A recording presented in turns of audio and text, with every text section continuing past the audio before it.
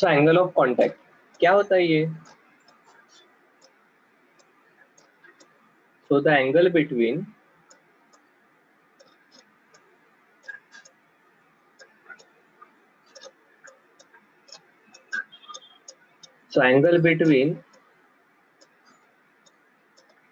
tangent to the liquid surface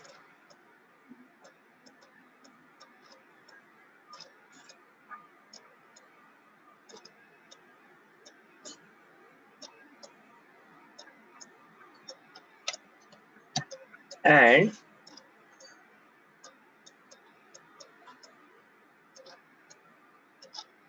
surface of the solid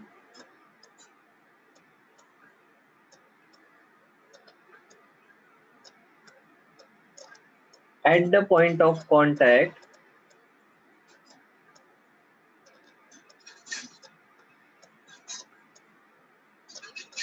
measured within the liquid.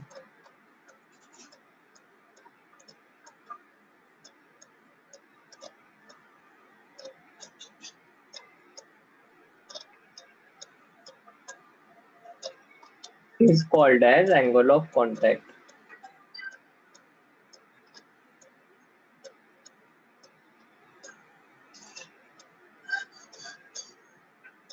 ठीक है, so typically देखो मैं दोनों तीनों केसेस ड्रॉ कर देता हूं.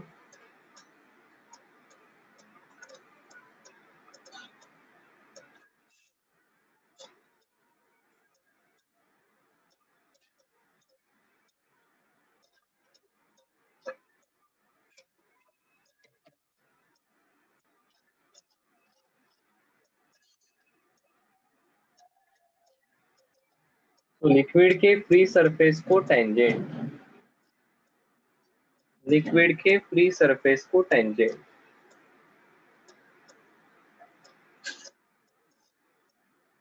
Measured from the side of liquid. ये सॉलिड जो है, सॉलिड का सरफेस, तो इसमें से कौन सा पार्ट कंसीडर करना? तो it should be measured from side of liquid.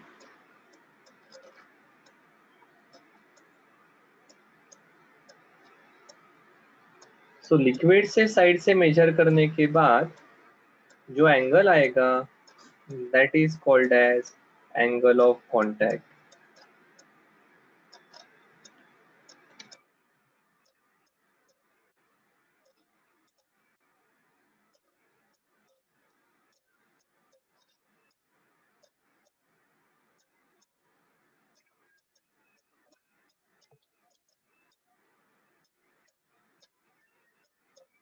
Theta is called as angle of contact.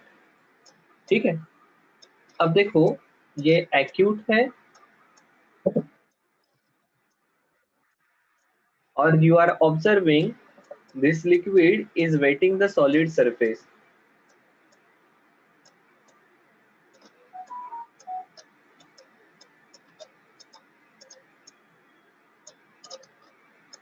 यहां पर देखो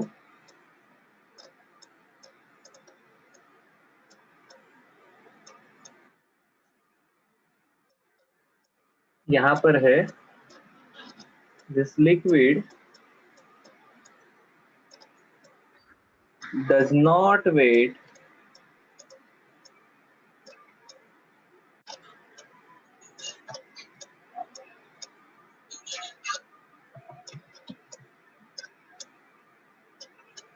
solid surface.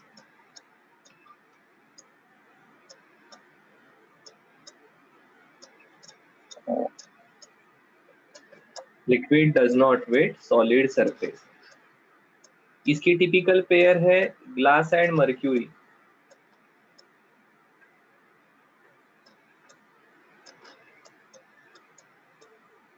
This is glass and water.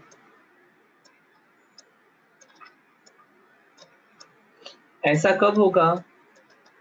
ऐसा तब होगा when cohesive forces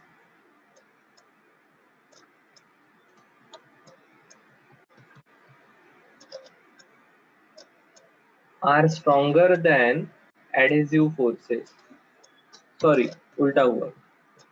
Cohesive forces are weaker than adhesive forces या adhesive forces are stronger, इसलिए glass this liquid which is water is wetting solid surface.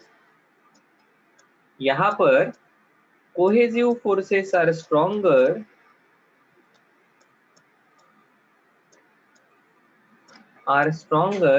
than adhesive forces, and hence liquid is not wetting solid surface। अब इसका effect पड़ता है meniscus के ऊपर भी, मतलब ये जो वाटर रहेगा या फॉर दैट मैटर फ्लूइड रहेगा इन a container,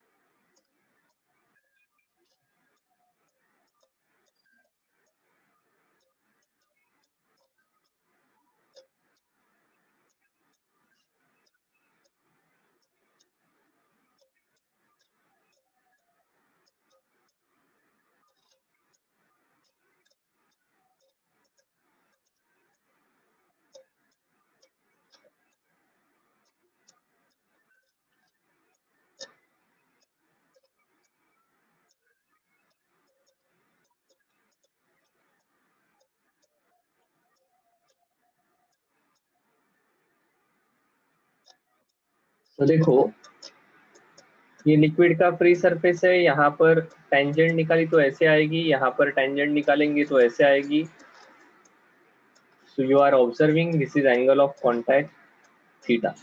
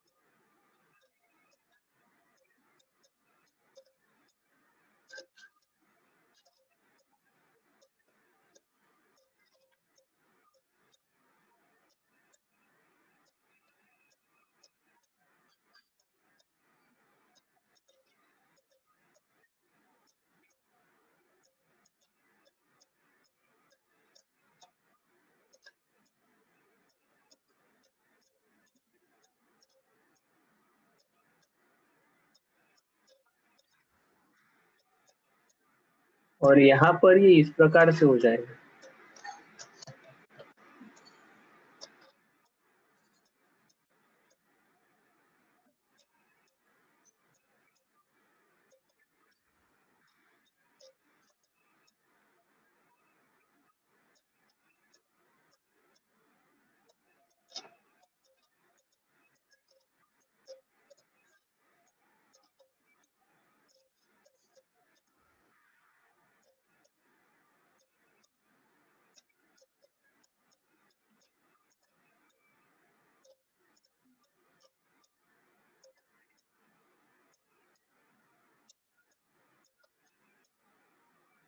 angle of contact 0 रहेगा इस केस में, ठीक है।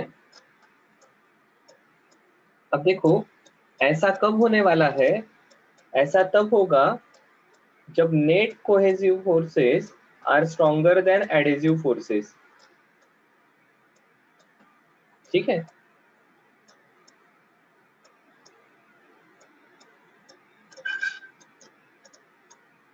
सॉरी, हाँ, this is adhesive forces are stronger than cohesive forces, adhesive forces.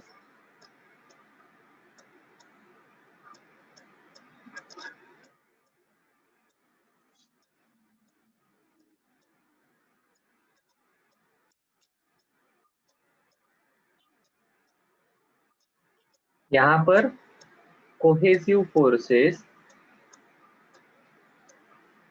Are stronger than adhesive forces.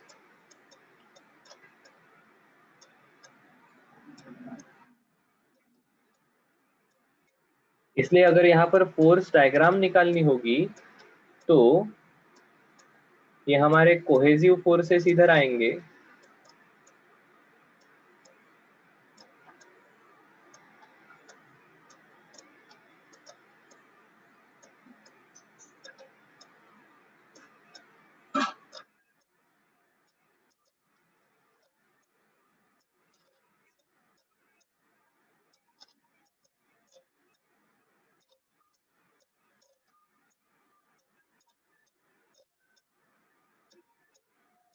तो देखो ये कोहेसिव फोर्स एडेसिव फोर्सेस रहेंगे सॉलिड सरफेस और लिक्विड के बीच में, ये कोहेसिव फोर्सेस रहेंगे, इसका रिजल्टेंट इधर आने वाला है।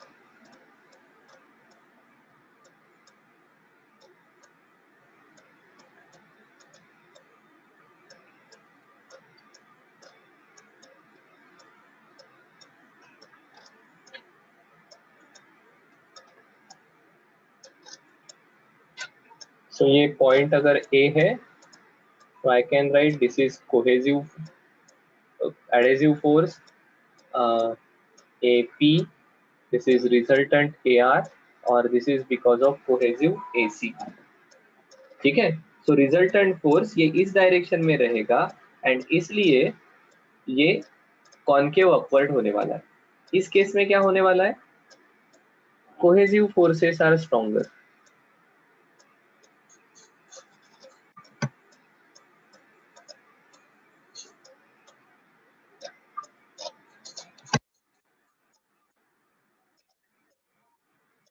एडेसिव फोर्सेस आर वीकर, और इसलिए ये जो रिजल्टेंट है ये कहीं तो यहाँ आएगा।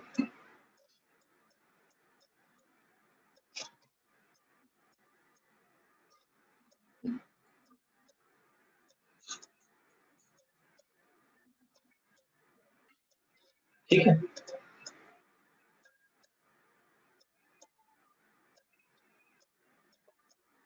तो इस प्रकार से आपके मिनिस्कस में कॉनकेव अपवर्ड होना या कॉनकेव डाउनवर्ड होना ये डिपेंड करेगा। एंड ये वो केस है जहां पर adhesive forces are stronger.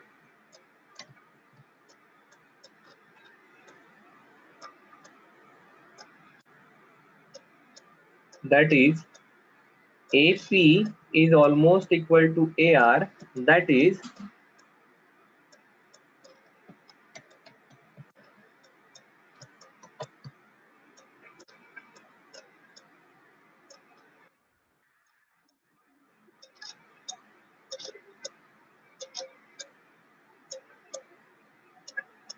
this liquid completely weights solid surface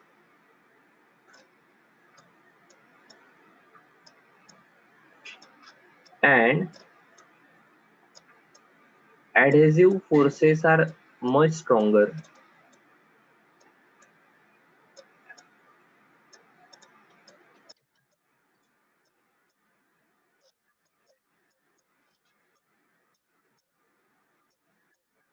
And cohesive forces are negligible. ठीक है, उस केस में इस प्रकार से होगा। ओके सर, ठीक है। सो ध्यान में आ गया कब सरफेस कॉनकेव अपवर्ड रहेगा, कब सरफेस कॉन्वेक्स अपवर्ड रहेगा। एक्यूट और ऑब्ट्यूज एंगल एज यूजुअल जैसे इसके पहले बताया वैसे ही रहने वाला है। अब देखो इस सरफेस टेंशन के केस में देखो अभी तक हमें ये ध्यान में आया है कि ये सरफेस टेंशन जो है ये जो मॉलिक्यूल से ये हमारा लिक्विड बना है उसके inter molecular inter atomic forces कैसे है, इनका स्फीयर ऑफ इन्फ्लुएंस कैसा है, और आजू बाजू में क्या है, इन सभी चीजों पर ये डिपेंड करता है, इन सभी चीजों पर ये डिपेंड करता है। ठीक है, so this is property of liquid. अब ये लिक्विड के कंपोजिशन पर डिपेंड करेगी क्या? सर हाँ, डेफिनेटली डिपेंड करेगी। सो इम्प्यूरिटीज का या टेम्परेचर का सरफेस टेंशन पर क्या इफेक्ट होगा, तो वो भी देख लेते हैं।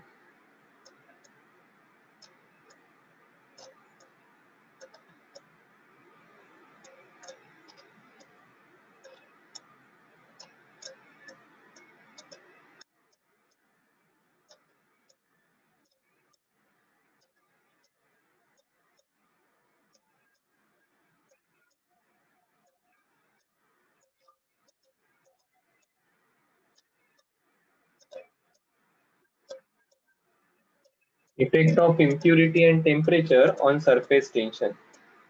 तो देखो, पहले इम्प्यूरिटी के बारे में बात करते हैं।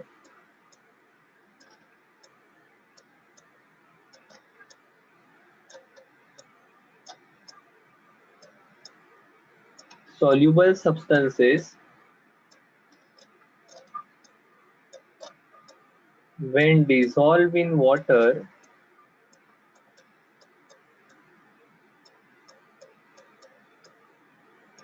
surface tension increases।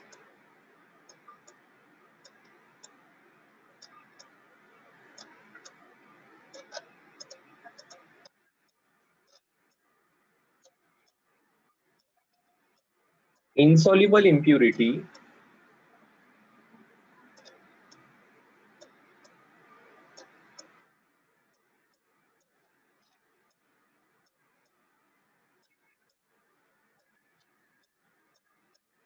when added to water surface tension decreases।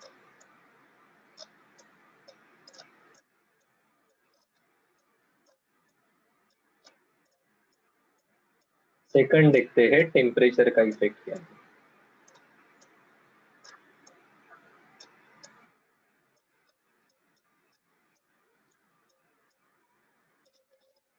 In most liquid,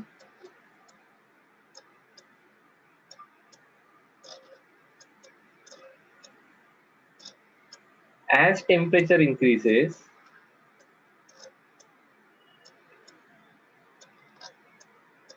surface tension decreases।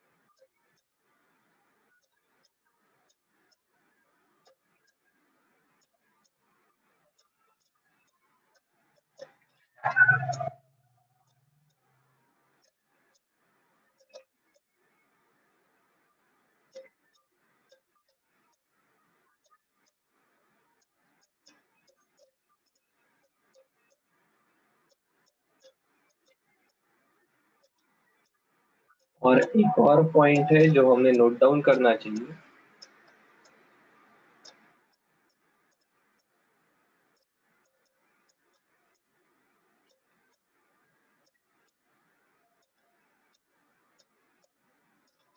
Surface tension of a liquid is zero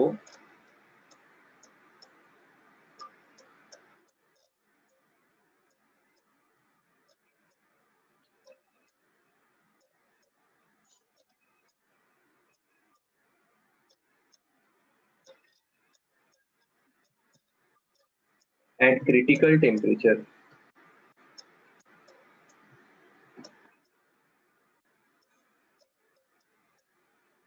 ठीक है, अब देखो यहाँ का इंपॉर्टेंट पार्ट है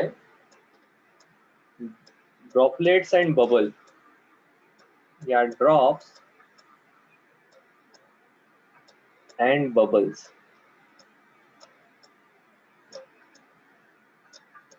तो सर ये दोनों को अलग अलग क्यों कहा है, तो देख लो।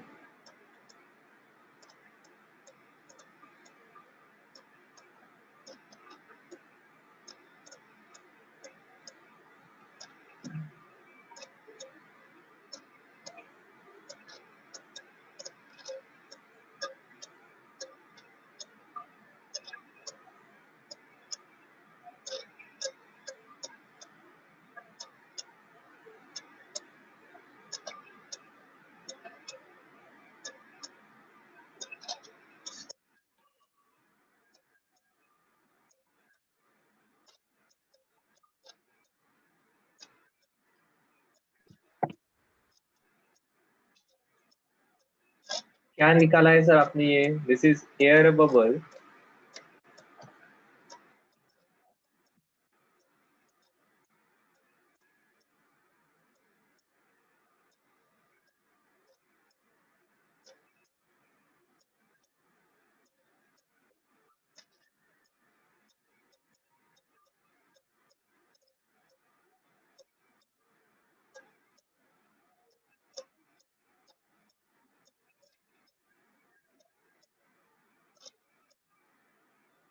तो मैंने ये जानबूझकर इसलिए ऐसा लिखा कि सिर्फ इस वर्ड पर मत जाना, कंटेक्स्ट समझ लो। क्या कंटेक्स्ट है सर इसका, थोड़ा सा बताओ तो जरा। देखो यहाँ पर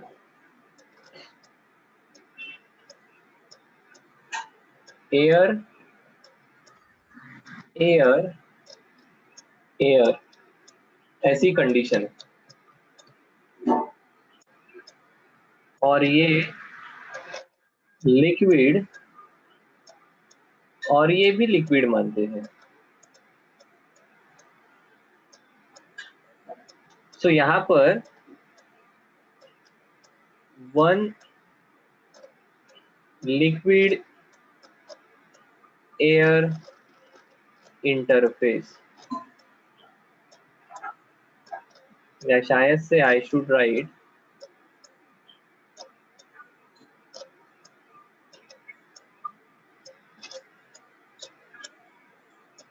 only one liquid air interface, दोनों भी केस में।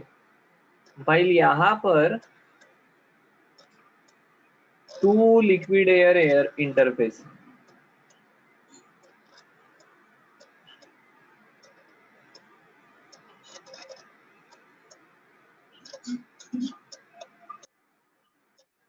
तो यहाँ पर दो लिक्विड एयर इंटरफेस है, ठीक है। अब इसका फर्क कहाँ पर पड़ेगा? तो यहाँ पर दो सरफेसेस है जो अपना एरिया कम करने की कोशिश करेंगे, यहाँ पर एक ही सरफेस है जो अपना एरिया कम करने की कोशिश करेगा, यहाँ पर भी एक ही सरफेस है जो अपना एरिया कम करने की कोशिश करेगा। एरिया कम करने की कोशिश मतलब number of molecules in a surface will be reduce, मतलब उसकी साइज छोटी होने की कोशिश होगी। तो एज अ रिजल्ट ये अगर इनसाइड प्रेशर है,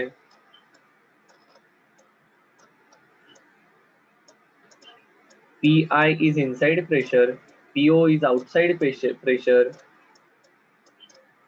तो ये सभी छोटा होने की कोशिश कर रहे हैं, तो इनसाइड वाला प्रेशर ज्यादा रहेगा। Pressure inside the surface will be more, ठीक है। और आपको ये ध्यान में आएगा, इसका डेरिवेशन है, इतना बबल बड़ा करने के लिए या ड्रॉपलेट बड़ा करने के लिए कितना वर्क करना पड़ेगा, और वहां से आप ये रिलेशन डिराइव करते हो, inside pressure minus outside pressure, जिसको ही हम डेल्टा पी कहते हैं, इज 2T/R, या delta p equal to p inside minus p outside equal to 4T/R।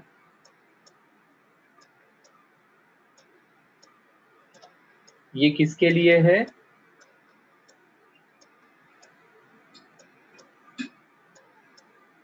Soap bubble, basically जहां पर दो इंटरफेसेस है,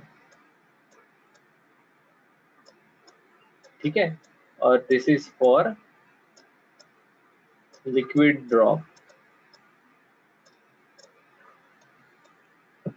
ठीक है। कहां से? तो एरिया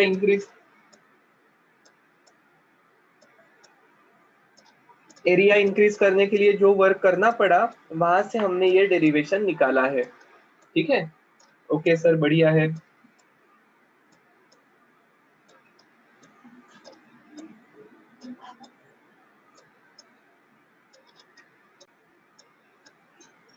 दूसरा ऐसा ही पार्ट है जो इसके साथ रिलेटेड है, इट इज कैपिलरी राइज या कैपिलरी फॉल, जिसे हम कैपिलरी एक्शन कहते हैं।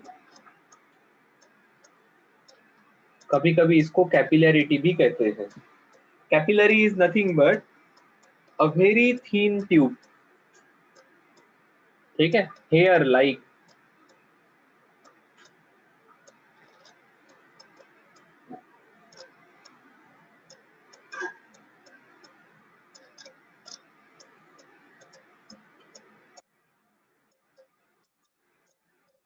Very thin tube is capillary, ठीक है। अब obviously when the angle of contact is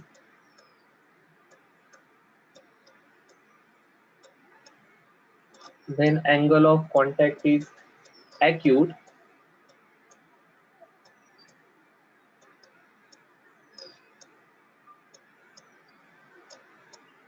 you will observe capillary rise.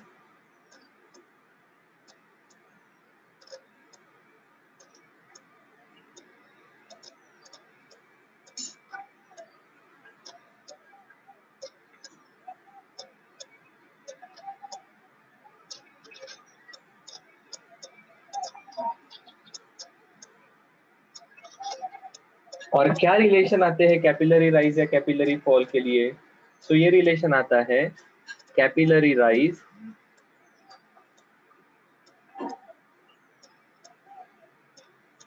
H equal to 2t cos theta upon R into rho into G, ठीक है। और दूसरा relation आता है सरफेस टेंशन का, T equal to RH rho G upon 2 cos theta. ये relation है capillary rise के और कैपिलरी फॉल के। दो प्रकार से आप इसे डिराइव कर सकते हो, एक यूजिंग द प्रेशर डिफरेंस वाली मेथड और दूसरी यूजिंग द फोर्सेस, कि सरफेस टेंशन से फोर्सेस निकाल कर भी हम इसे कैलकुलेट कर सकते हो, हम इसे कैलकुलेट कर सकते हैं, ठीक है। If this is clear, we will deal with fluid in motion.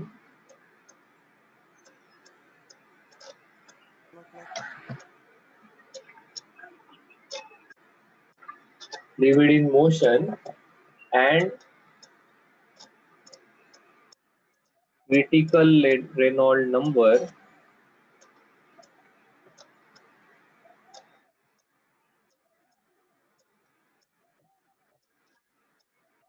basically laminar and turbulent nature of force.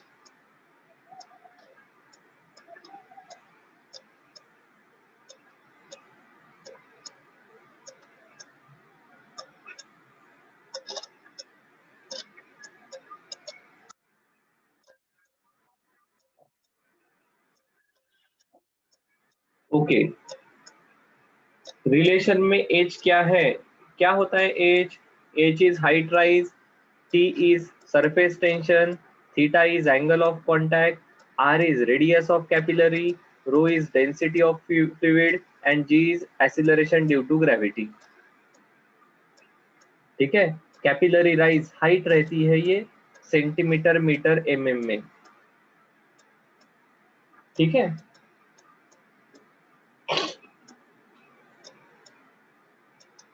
अब देखो फ्लूइड इन मोशन के रिलेटेड हमारे पास कुछ टर्मिनोलॉजीज है, उनको समझ लेते हैं, ठीक है। सो एक है steady flow,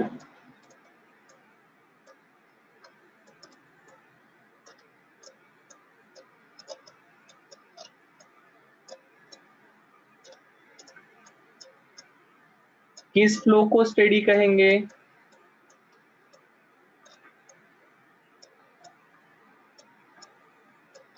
the velocity of flow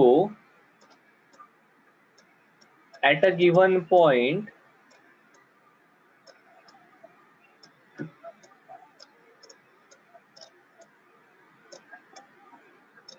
does not change with the time.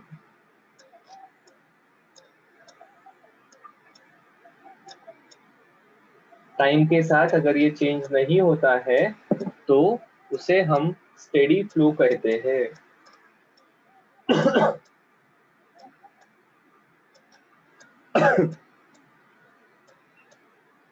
Flow line,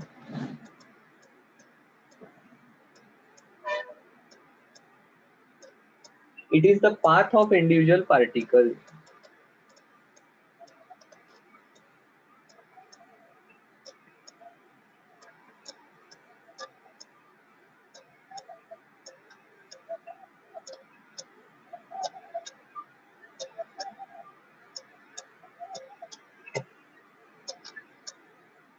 ऐसी ही होती है stream line.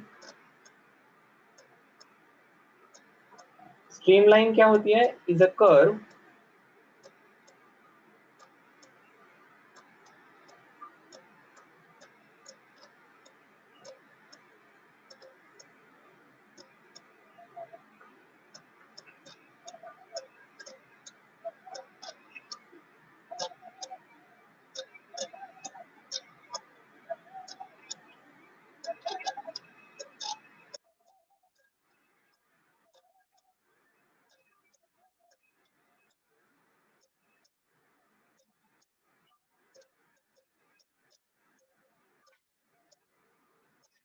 it is streamlines are curves tangent to which at any point gives direction of velocity at that point।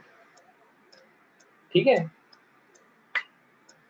लगे तो हम note कर सकते हैं, इस पार्ट को दूसरे पेज पर लिखेंगे।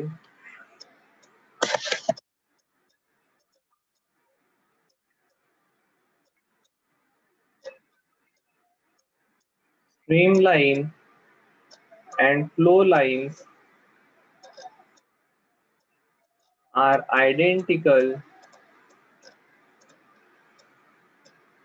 for steady flow। Steady flow के लिए आइडेंटिकल रहेंगे।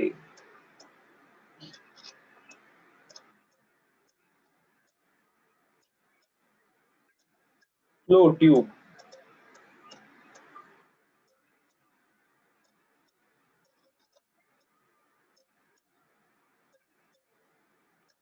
it is an imaginary bundle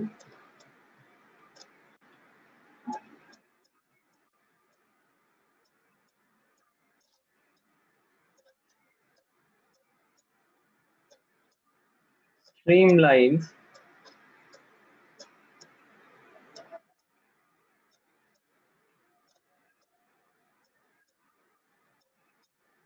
या flow lines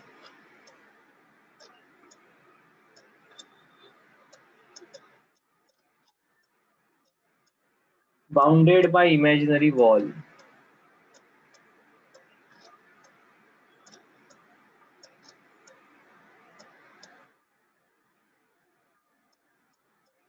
For steady flow,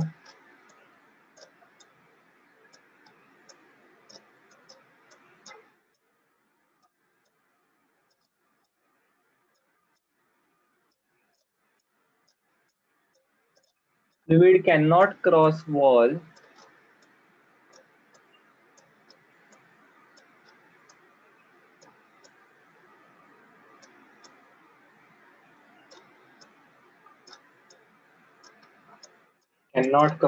of flow tube। laminar flow या turbulent flow,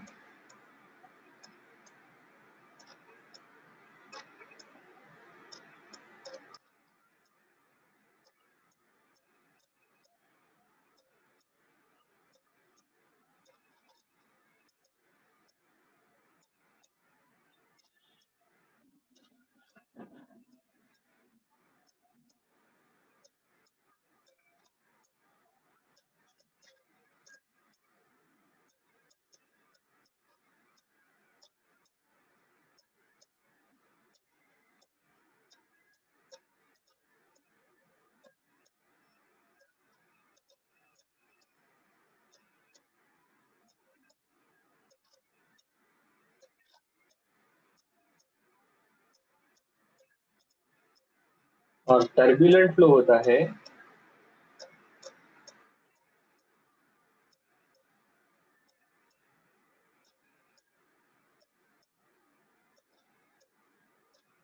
is unsteady flow where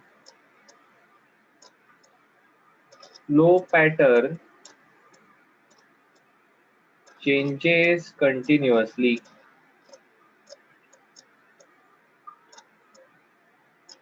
continuously change होते रहता है. ठीक है. अब हमारा फ्लो लैमिनार है या turbulent is decided by Reynolds number. क्या होता है ये Reynolds number?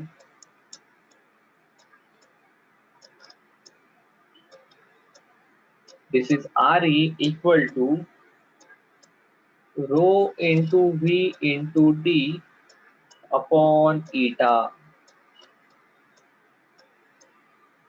Rho is density of fluid, V is velocity of fluid, D is diameter of pipe, and eta is coefficient of viscosity.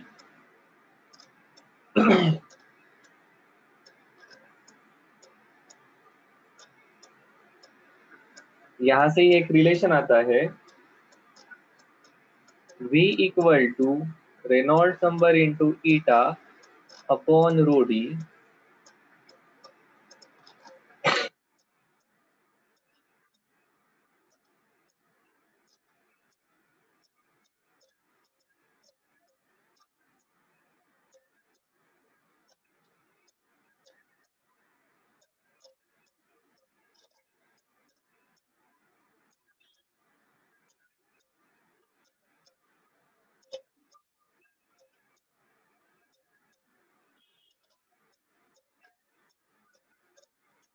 Laminar, that is streamline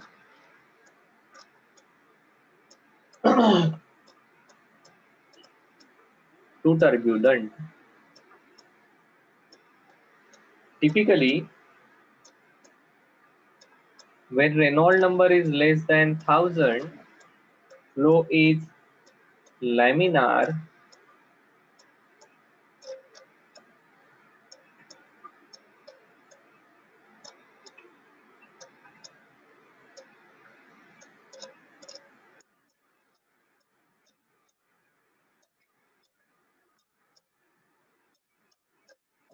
Reynold number की value 1000 से कम, flow is laminar.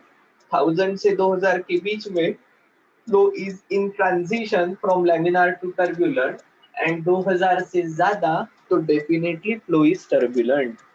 Flow is turbulent. ठीक है. बीच वाले case में उसकी transition होगी.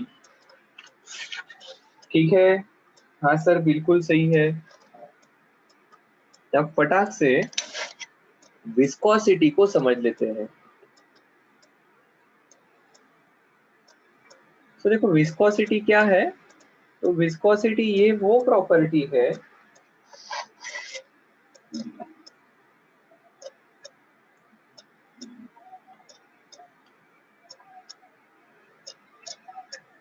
viscosity is that property of fluid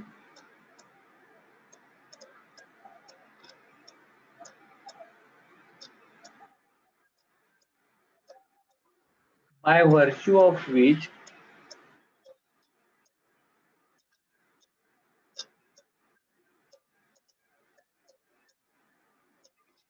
the relative motion between different layer of fluid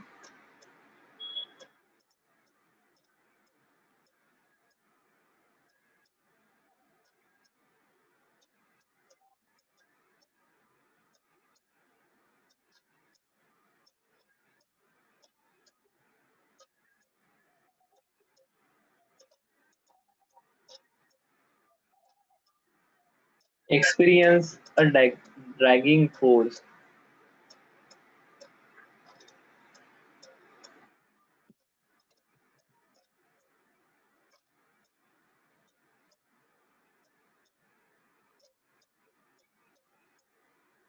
जिसको हम विस्कस ड्रैग भी कहते हैं.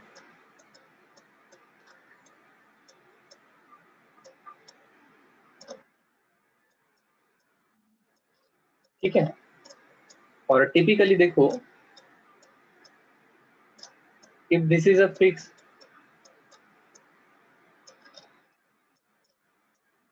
लेयर और इसके ऊपर अगर फ्लूइड मूव हो रहा है तो particles immediately in contact with solid, इनकी वेलोसिटी कम रहेगी। जैसे जैसे ऊपर जाएंगे वैसे वैसे वेलोसिटी बढ़ेगी।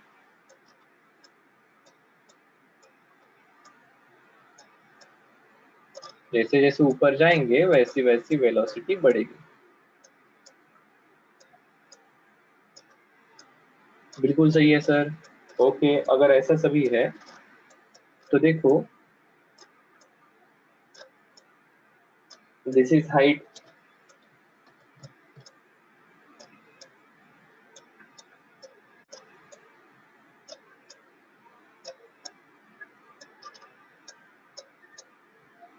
एक्स, ठीक है।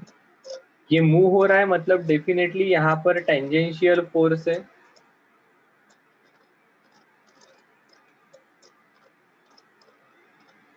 ठीक है। तो यहाँ पर विस्कस फोर्स को या कोएफिशिएंट ऑफ विस्कोसिटी को हम डिफाइन करते हैं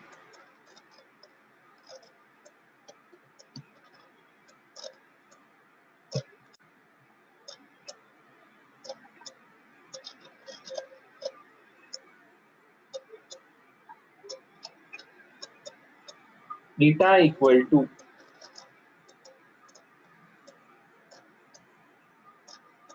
shearing stress upon shearing strain rate।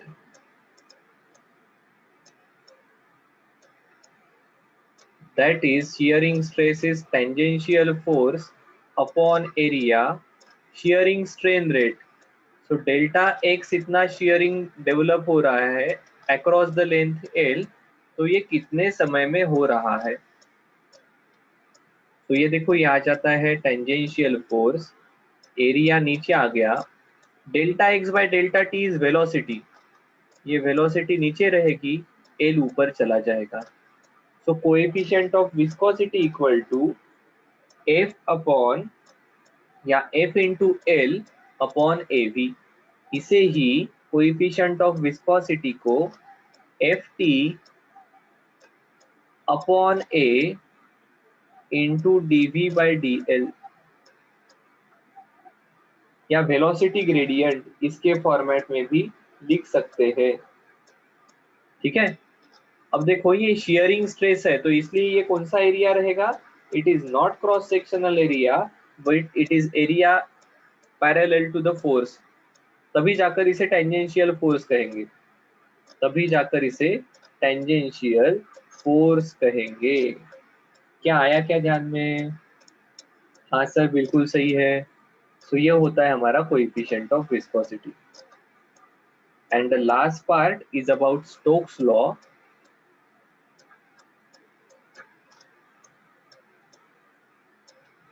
ये क्या कहता है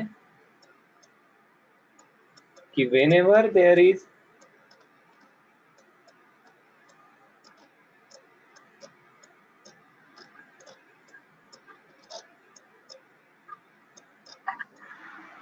motion of body through viscous fluid,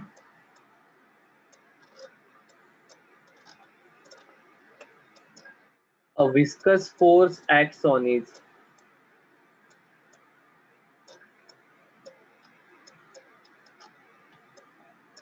ठीक है, उसका ये लॉ है। क्या कहता है ये देखो, the viscous force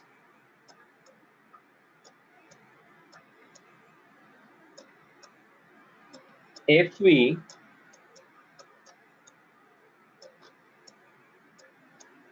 acting on a small sphere falling through a viscous medium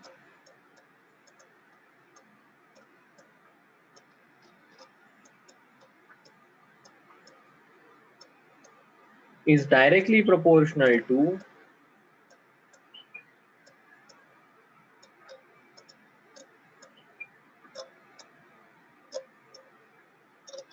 The radius of the sphere r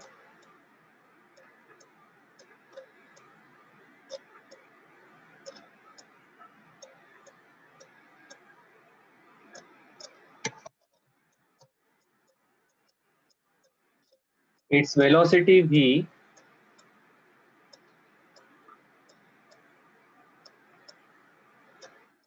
through the fluid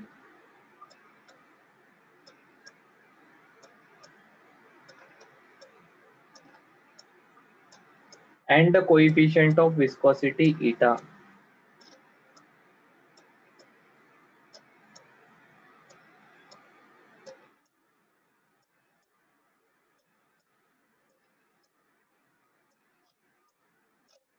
Eta.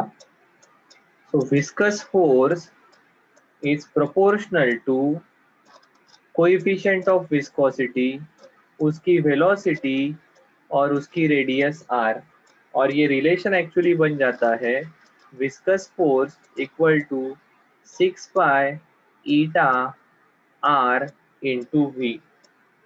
अब देखो इंटरेस्टिंग चीज है, क्या इंटरेस्टिंग चीज है sir? There is something called as terminal velocity.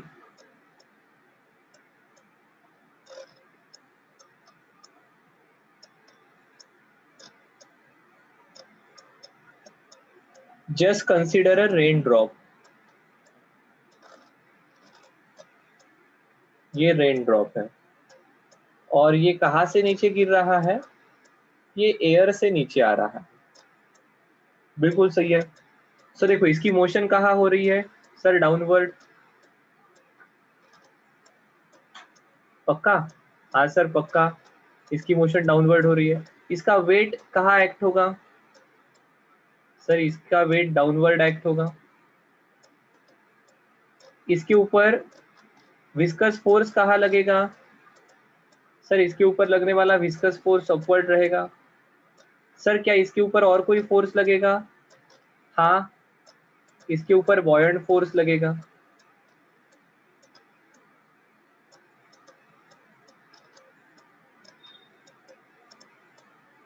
अब देखो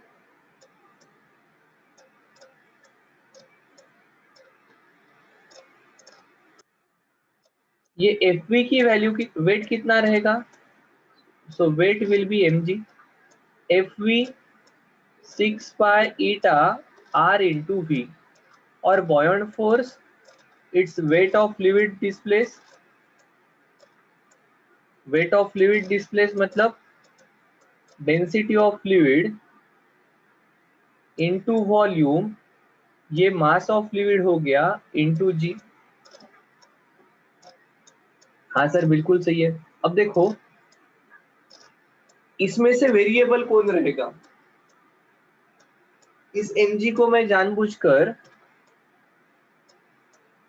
density of body into volume of body into G लिख रहा हूं।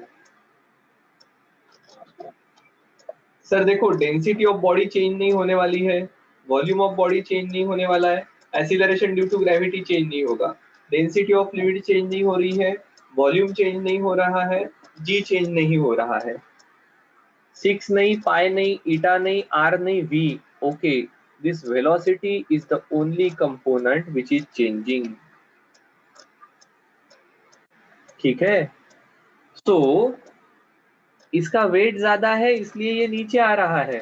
जैसे नीचे आएगा इसका नेट एक्सीलरेशन डाउनवर्ड है, इसकी वेलोसिटी बढ़ते जाएगी। बॉयंट फोर्स तो कांस्टेंट है, बॉयंट फोर्स वही रहेगा, वेट वही रहेगा, धीरे धीरे विस्कस फोर्स बढ़ते जाएगा because velocity is increasing, because it is accelerated downward. एक केस आ जाएगी जब नीचे वाला फोर्स और ये एफ पी और एफ बी इक्वल हो जाएंगे, उसके बाद एक्सीलरेशन जीरो। एक्सीलरेशन जीरो तो इसकी वेलोसिटी वी ई बढ़ने वाली नहीं है, and such velocity is called as terminal velocity.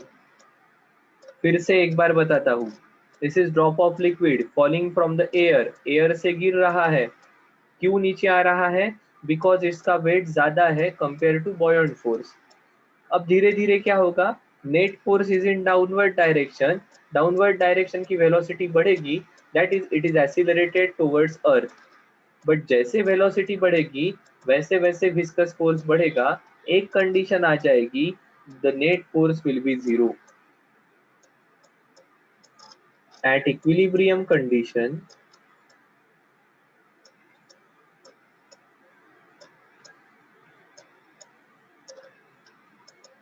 Net force will be zero. Net force मतलब क्या? Weight equal to viscous force plus buoyant force. So this is density of body into volume into g equal to viscous force 6 pi eta r into v plus buoyant force density of fluid जिसको displace किया है into velocity volume into g। so देखो ये left में चला गया, rho B minus rho F into volume into g equal to 6 pi eta r into ve velocity।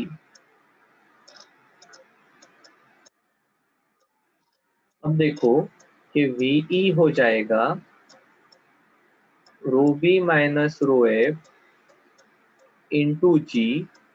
Volume को मैं लिख सकता हूँ 4/3 pi R cube upon 6 pi eta into are.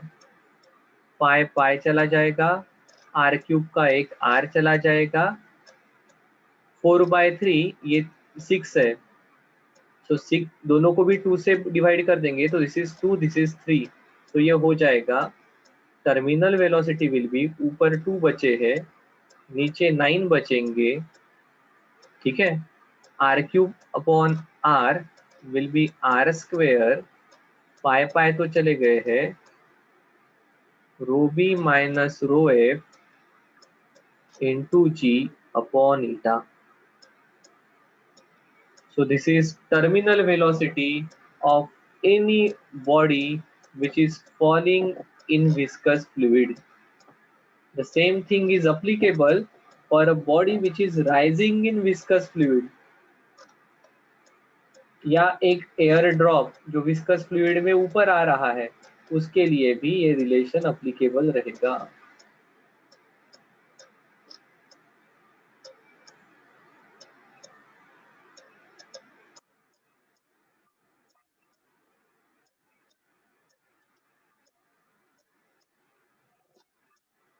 ये रिलेशन आपको टर्मिनल वेलोसिटी देता है, और बस इस रिलेशन के ऊपर डायरेक्टली वैल्यू पुट करके सॉल्व करने वाले क्वेश्चंस आते हैं।